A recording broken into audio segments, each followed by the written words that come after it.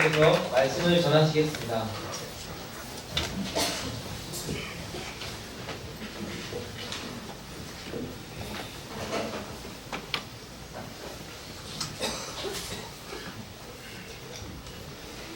메리 크리스마스. 메리 크리스마스. 네.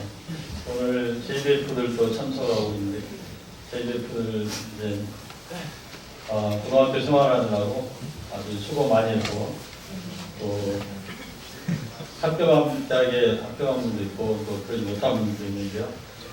모두가 하나님의 뜻 가운데 혹시 뭐 재수하더라도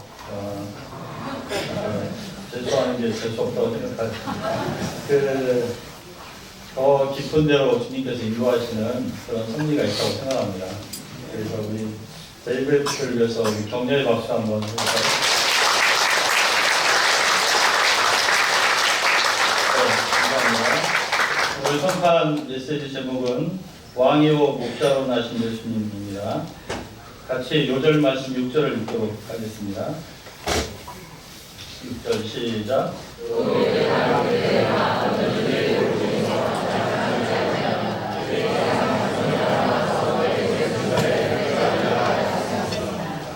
잠깐 기도하겠습니다. 하나님 아버지, 성탄의 아기로 하늘 영광을 부르시고 이 땅에 오신 주님을 찬양하고 경배합니다. 우리가 이 시간 성탄 말씀을 통해서 성탄의 의미를 다시 한번 깨닫고 경배와 찬양을 주님께 드리며 우리도 큰 힘을 얻는 귀한 시간 되게 축복하여 주시옵소서. 예수님의 이름으로 기도합니다. 네. 성탄 파일럿.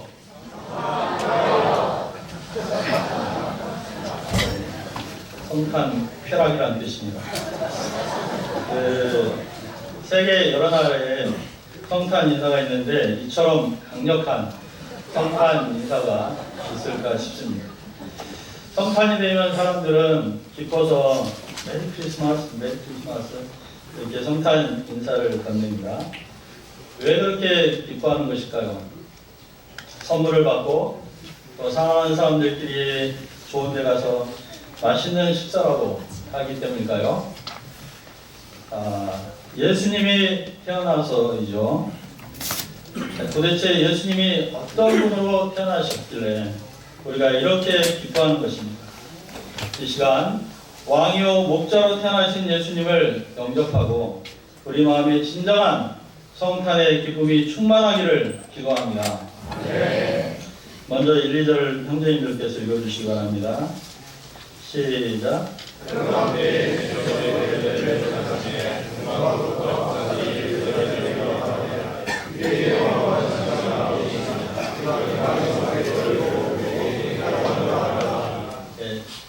때는 헤롯 왕이 유대를 다스리던 때였습니다. 그는 헤롯 왕가의 창시자 그레이트 헤롯, 대헤롯으로서 이방인 출신인데 로마 황제의 환심을 사서 유대의 왕이 된 특별한 케이스입니다. 그는 유대인으로서 정통성이 없었기 때문에 항상 왕권에 대한 불안을 가지고 있었습니다. 이 불안을 해소하기 위해서 대제사장의 딸과 결혼을 했고 백성의 환심을 사기 위해서 헤롯 대성전, 원형경기장, 원형극장, 목욕탕 등을 지었습니다. 그는 이제 언뜻 보면 백성들을 매우 사랑하는 듯 보였지만 실제는 자기 왕권을 위해서 선심정책을 쓸 뿐 왕권에 위협이 된다고 하면 심지어 아내나 자녀마저 잔인하게 죽였습니다. 그는 마치 북한에 자신의 정권을 위해 정적들을 잔인하게 제거하는 우리 김정일, 김정은 같은 사람이었습니다. 이러한 때에 예수님이 유대 베들레헴에서 태어나셨습니다. 이때 어떤 일이 있었습니까? 머나먼 동방에서 박사들이 예수님을 경배하기 위해 찾아온 일이 생겼습니다. 누가복음에 보면요, 가까운 베들레헴의 그 동네 들판에서 일하던 양치던 목자들이 예수님을 찾아왔는데 이 마태복음은 이와 달리 무려 1500km나 떨어진 동방국 북페르시아 지역에서 박사들이 찾아왔습니다. 누가복음과는 거리 면에서 또 찾아온 사람의 신분 면에서 큰 차이가 있죠. 이렇게 먼 곳에서 이방인 박사들이 예수님을 탄생하고 축하하고 경배하기 위해서 찾아왔다는 사실이 말해주는 바가 무엇이겠습니까? 예수님이 모든 민족, 모든 신분, 그리고 모든 계층의 그리스도로 태어나셨다는 것입니다. 박사들이 말했습니다. 유대인의 왕으로 나시니가 어디 계시냐? 우리가 동방에서 그의 별을 보고 그에게 경배하러 왔노라. 민수기 24장 17절을 보면 원수들을 물리치는 한 별과 한 왕이 나타납니다. 사무엘하 7장 12, 13절을 보면 다윗의 후손 가운데 한 왕이 나타나는데 나라의 위를 영원히 경고케 할 왕이라고 그랬습니다.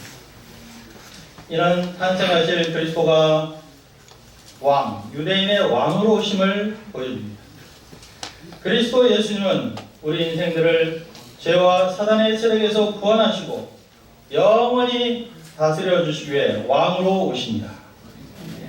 동방박사들은 바로 그 유대인의 왕을 찾고 유대인의 왕은 그리스도의 별칭이기 때문에 그들은 지금 그리스도를 간절히 찾고 있는 것입니다. 과거에 사람이 행복하려면 세 사람을 잘 만나야 한다고 했죠. 부모, 그 다음에 스승, 그리고 누구죠? 사모님들은 아내라고 말하고 있습니다. 그런데 친구라고 합니다. 그런데 근래에는 부모를 잘 만나야 한다는 그 수저론이 대세였습니다. 혹은 이제 또 할아버지를 잘 만나야 한다. 그런 이제 주장도 있었습니다. 자녀를 키우기가 너무나 어려운 분들은 뭐니 해도 자녀를 잘 만나야 한다. 이렇게 말하는 분도 있을 것입니다. 그런데 사람이 정말 행복하려면 그리스도를 잘 만나야 합니다.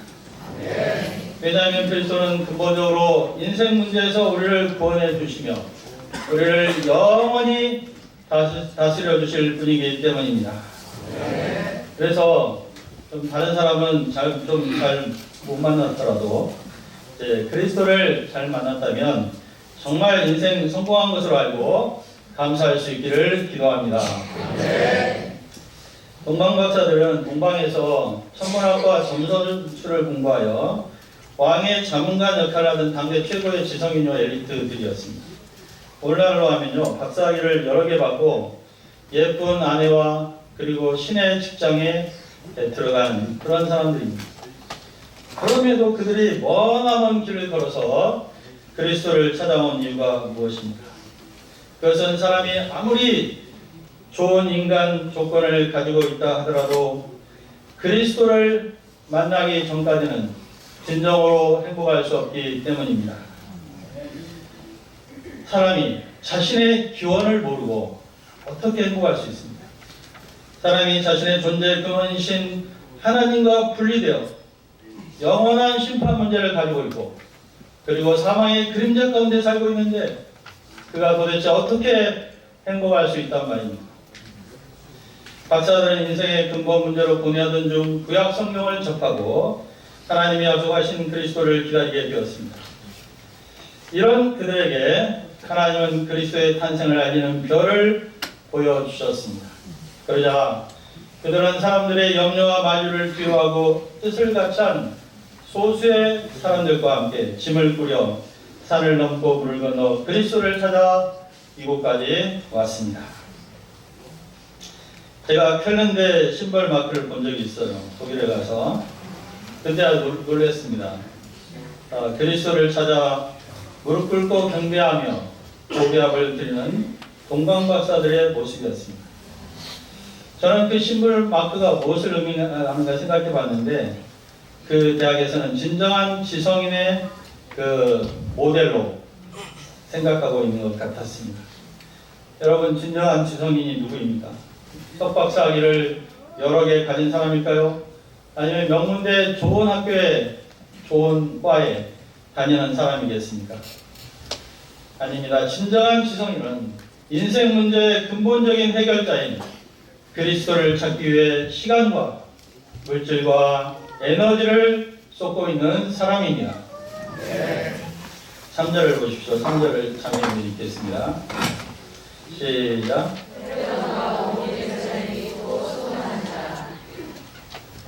소동이란 당황함이 이리저리 움직이는 것이죠. 헤롯 그리스도를 믿지 않았습니다. 대신 이 그리스도란 자를 중심으로 밀란 수요가 일어날까 걱정했고요. 믿음 없는 백성들은 헤롯과 그리스도 사이에 어떤 정변, 피비린내 나는 정변이 일어날까 불안해했습니다. 혹은 만에 하나 정말 그리스도가 탄생했다면 그리스도를 맞을 준비가 전혀 안 되어 있었기에 소동했습니다. 헤롯 그리스도를 초기에 찾아내어 제거하려고 종교 지도자들 모아 그리스도가 어디서 태어나는지 물었습니다. 이에 종교 지도자들이 대답합니다. 우리 다 같이 5절, 6절을 읽겠습니다. 시작.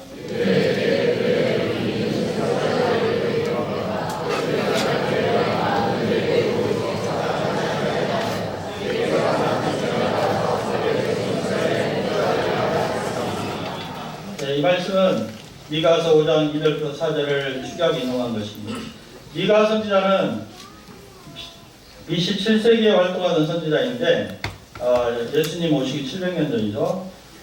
유대에서 가장 작은 동네격인 베들레헴에 그의 근본이 영원에 있는 분이 태어나신다 예언했습니다. 그의 근본이 영원에 있는 분, 그분은 이제 하나님이시고 또 그리스도이시죠. 그 예언대로 그리스도 예수님은 700년이 지나고 그 작은 동네 베들레헴에 태어나셨습니다. 예수님이 태어난 베들레헴은 미가 선지자의 예언대로 오늘날 세계에서 가장 유명한 동네 중에 하나가 되었습니다. 종교 지도자들은 단순히 헤롯 왕이 그리스도의 탄생들을 알려주기 위해 미가서 말씀을 인용했는데 우리는 이 미가서 말씀을 통해서 탄생하실 예수님에 대해서 배우고 큰 은혜를 받게 됩니다. 그러면 베들레헴에 탄생하시는 예수님은 어떤 분이십니까? 첫째로 그분은 왕이십니다. 어떤 분이시라고요? 네. 다스리는 자는 왕이죠. 왕의 역할은 무엇입니까? 왕은 강력한 힘을 가지고 외적으로부터 백성들을 보호합니다. 치안을 유지하고 정책을 펴며 백성들이 평안히 잘 먹고 살도록 도와줍니다. 고대 역사를 보면 왕이 누구냐에 따라서 백성의 행복과 안녕이 결정되었습니다.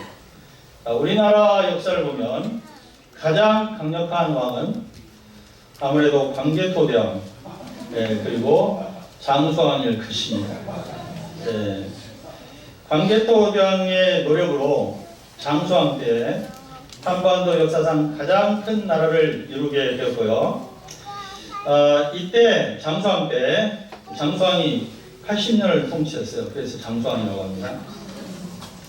가장 넓은 땅, 그리고 가장 잘 갖춰진 제도, 그리고 가장 선진적인 문화를 이루었습니다. 이때 백성들은 평안히 거하며 아주 자유롭고 행복하게 살았습니다. 이처럼 그리스도는 광개토 대왕보다 더 강력한 왕으로 오십니다. 세상 왕은요, 아무리 강해도 죄와 사망 권세는 꺾을 수 없습니다.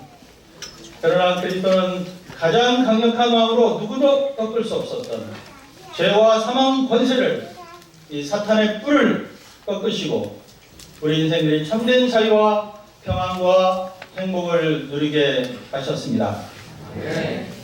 두 번째로 그분은 목자로 오셨습니다. 무엇으로요? 이스라엘에서는 이상적인 지도자를 목자 같은 지도자, 목자 같은 왕 이렇게 보았습니다. 이런 왕이 백성들을 다스릴 때 목자처럼 다스릴 때, 목자가 양을 돌보듯 다스릴 때 가장 행복하기 때문입니다. 목자는 양들을 어떻게 돌봅니까? 목자는 양들의 이름을 각각 알고 한 양 한 양 인격적으로 돌봅니다. 왕은요, 아무리 위대한 왕이라 하더라도 그가 다스리는 모든 백성들의 이름을 결코 알 수 없습니다. 황개토변이, 고구려 사람들 이름 다 알았겠습니까?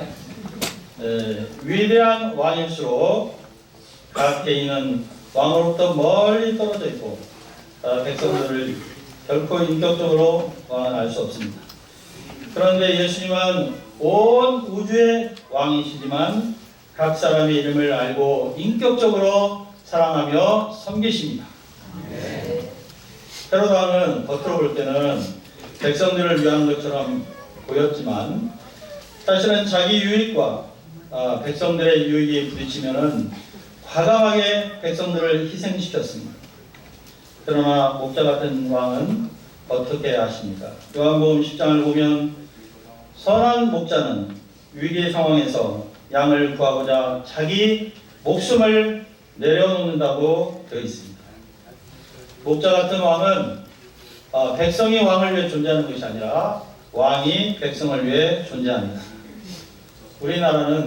우리나라에는 세종대왕 같은 분이 바로 그런 분이죠. 그분은 아무리 신하들이 무례하게 왕에게 도전하고 반대해도 백성들을 위한 한글 창제를 끝까지 밀고 나갔습니다. 아무리 신하들이 결사반대해도 노비나 천민 출신이라도 재주가 있는 사람은 등용하여 자신의 재주를 나라와 백성을 위해 펼치게 해주었습니다. 그런 신하들과의 관계보다도 백성들의 행복을 더 앞세웠습니다. 조선시대 때는요, 신하들과 관계가 나빠지면요, 큰일이 일어날 수 있어요. 이처럼 예수님은 목자 같은 왕으로 오셨습니다. 예수님은 우리 각 사람의 이름을 알고 계십니다. 각 사람의 고민과 깊은 내면의 아픔을 아시고 그의 은사를 아십니다. 한손 마른 자를 살리기 위해서 예수님이 종교 지도자들의 비난을 무릅쓰고요. 그 결과 죽음을 당하게 되시는 계기가 되었습니다. 예수님은 우리를 살리기 위해서 십자가에서 자기 목숨을 버리셨습니다. 예수님은 우리가 정말 신뢰하고 우리 자신을 의탁할 수 있는 목자 왕이십니다. 여리고에 세리장 삭개오가 살고 있었습니다. 그의 이름의 뜻은 순결이었는데요. 사람들은 한 번도 그의 이름을 부르지 않았습니다. 이 맹은 것, 노마의 사냥개, 창기 같은 몸, 그렇게 불렀습니다. 그도 한때 순결한 삶을 살고자 했었습니다. 그런데 어느 때부터인가 자기만을 위해 살기로 결심하고 세리가 되었죠. 그는 노마의 사냥개로 피도 눈물도 없이 자기만을 위해 살기로 결심했고 세리가 되었습니다. 그 결과 세리장이 되었고 돈을 많이 벌었습니다. 그러나 사람들에게 손가락질을 받고 이방인 취급을 받는 왕따의 원조가 되었습니다. 아무도 그의 친구가 되려고 하지 않았고 또 그를 이해해 보려고 시도하지도 않았습니다. 그런 깊은 고독 가운데 있었습니다. 그런데 예수님이 그를 만나 주셨습니다. 그 수많은 사람 중에 삭개오에게 주목하시고 삭개오를 보시며 말씀하셨습니다. 삭개오야, 속히 내려오라. 오늘 내가 내 집에 유하여야 하겠다. 예수님은 그의 이름을 알고 불러주셨습니다. 예수님은 그의 집에 하룻밤에 머물면서 그의 영원한 친구가 되어주셨습니다. 그는 길을 잃었다가 목자의 품에 안긴 어린 양처럼 행복해했습니다. 요한복음 8장을 보면 가늠하다 현장에서 붙잡힌 여인이 나옵니다. 사람들은 그녀를 현장에서 붙잡았기 때문에 이 여인은 절대로 그 상황을 모면할 수 없고 결국 죽을 수밖에 없는 상황이었습니다. 그런데 예수님은 너희 중에 누구든지 죄 없는 자가 먼저 돌로 치라는 말씀으로 이 지혜로운 말씀으로 그녀를 살려내었습니다. 그리고 예수님은 그냥 그녀의 죄를 용서하신 것이 아니라 그녀의 죄를 용서하기 위해 십자가에서 모든 고통을 치르고 죽으셨습니다. 예수님은 가늠하다 현장에서 잡힌 여인의 목자가 되셨습니다. 사람에게는 정말 자신을 깊이 이해하고 그리고 존재 자체를 지지해주고 사랑해주는 이가 필요합니다. 그런 사람이 한 명이라도 있으면 세상 살 힘을 얻습니다.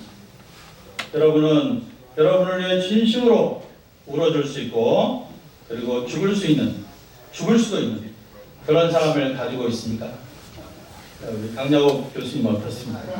네, 있습니다. 정말요? 누가 강야곱 교수님을 위해서 죽어줄 수 있을까요? 그러면 강요하나 성우님께 물어보겠습니다. 사실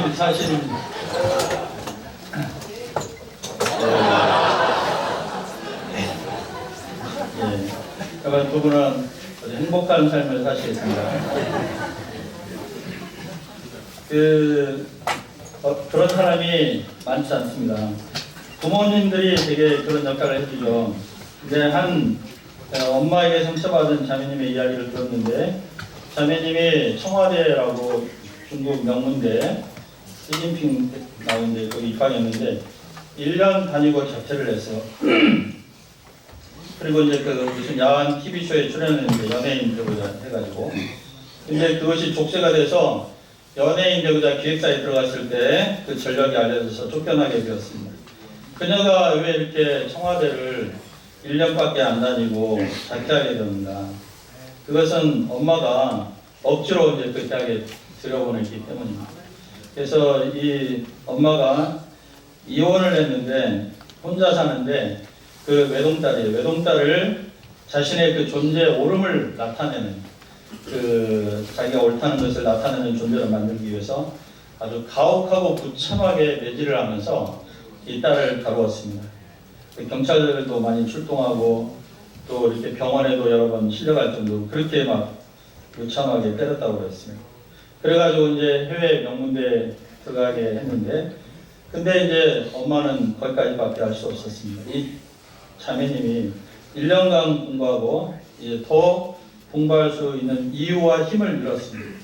그래서 이제 어머니에게 복수하기 위해서 그 야한 TV에 출연해가지고 결국 그 인생이 이상하게 되었습니다.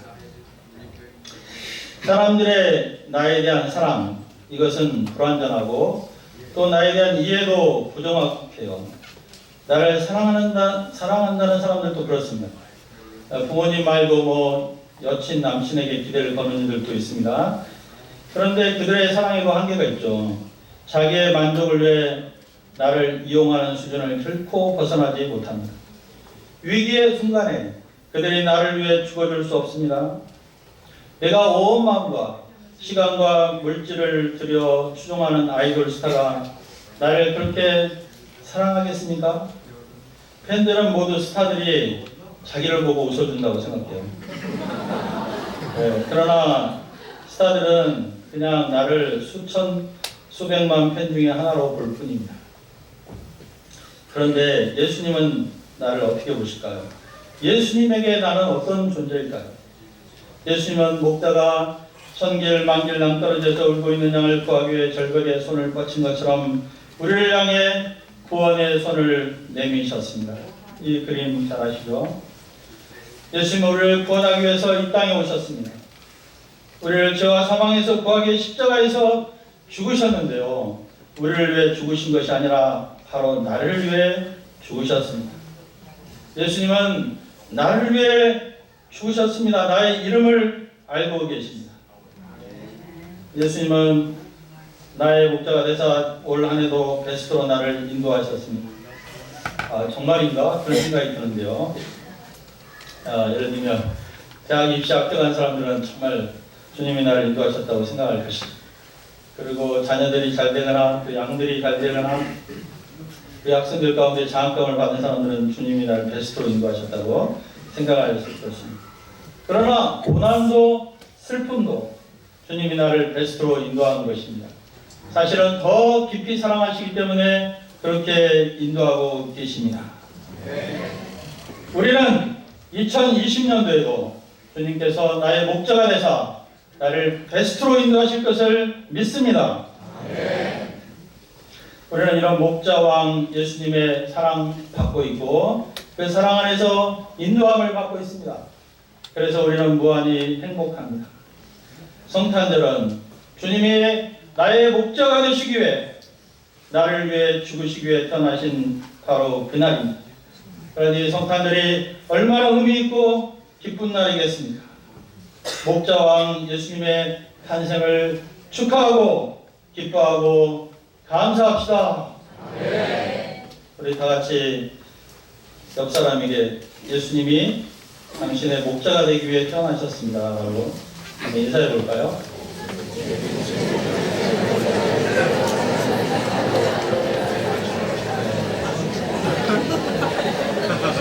자, 메리 크리스마스! 성탄 파일럿! 네, 우리 미래가 암담하고 암울하고 어떻게 될지 모르지만 우리 주님이 나의 목자시기 때문에 미래는 희망차입니다.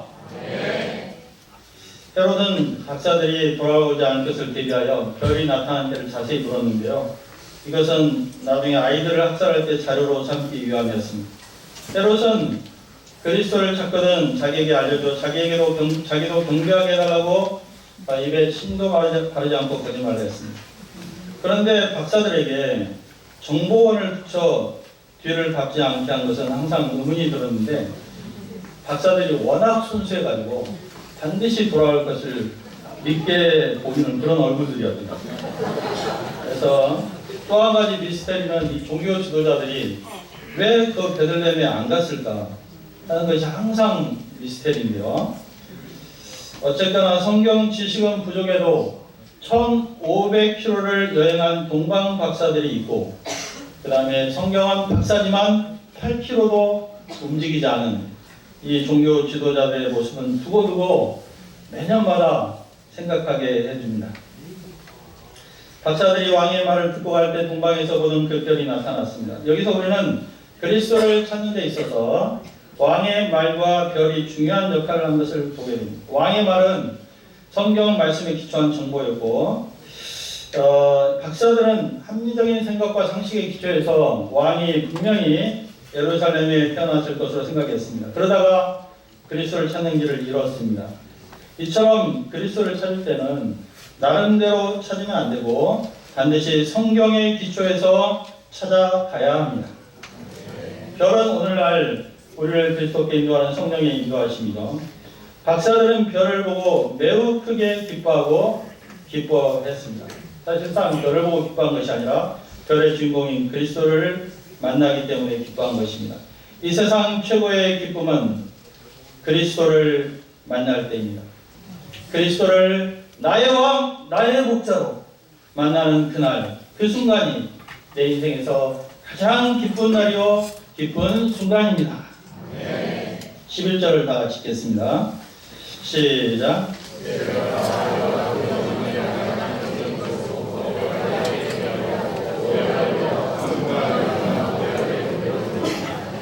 네.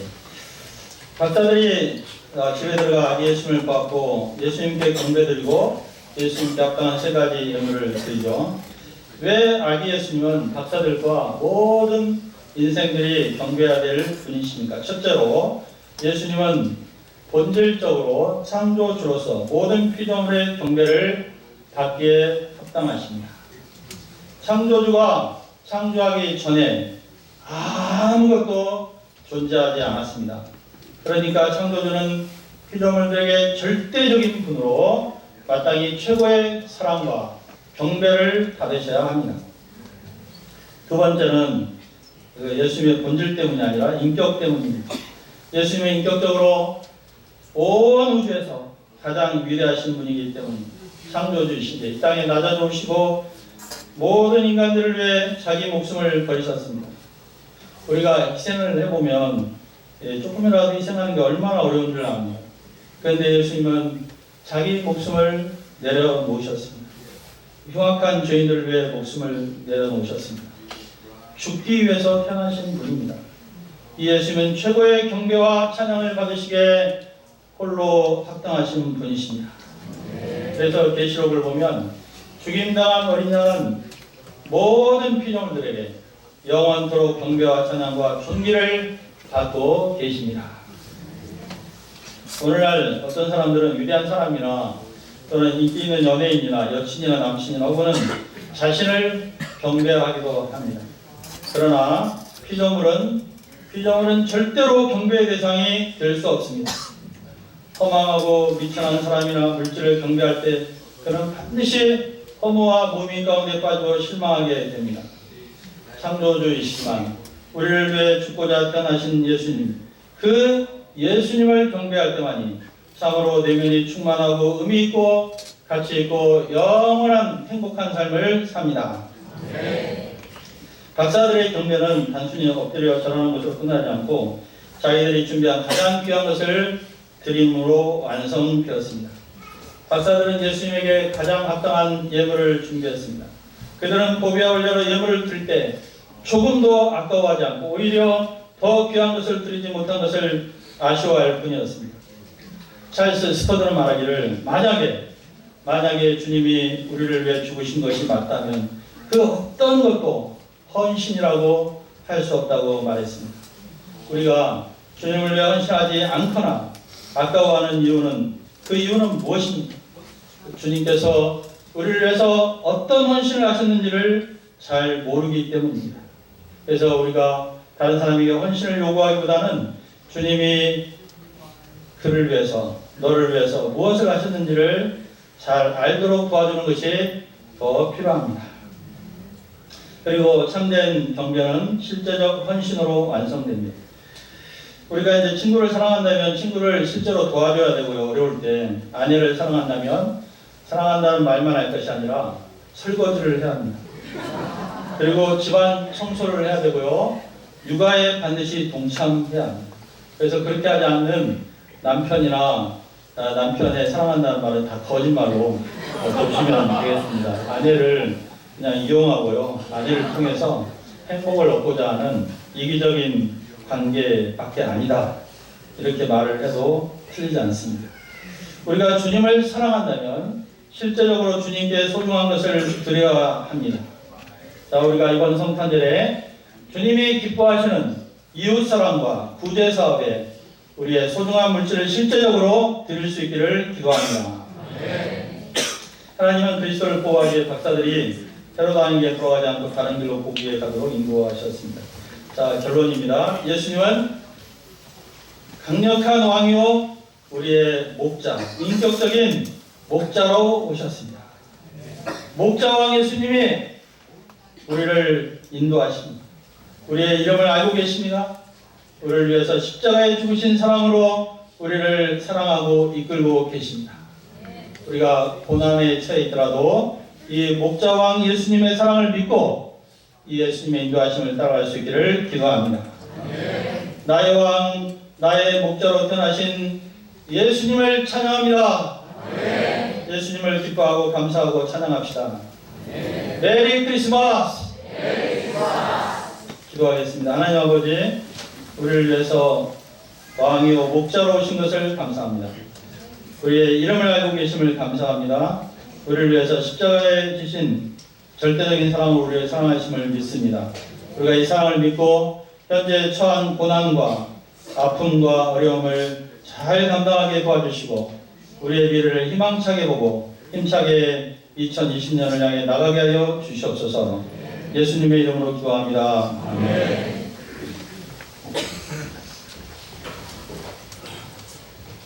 다음은 할렐루야 합창과 이어서 오케스트라 특수가 있겠습니다.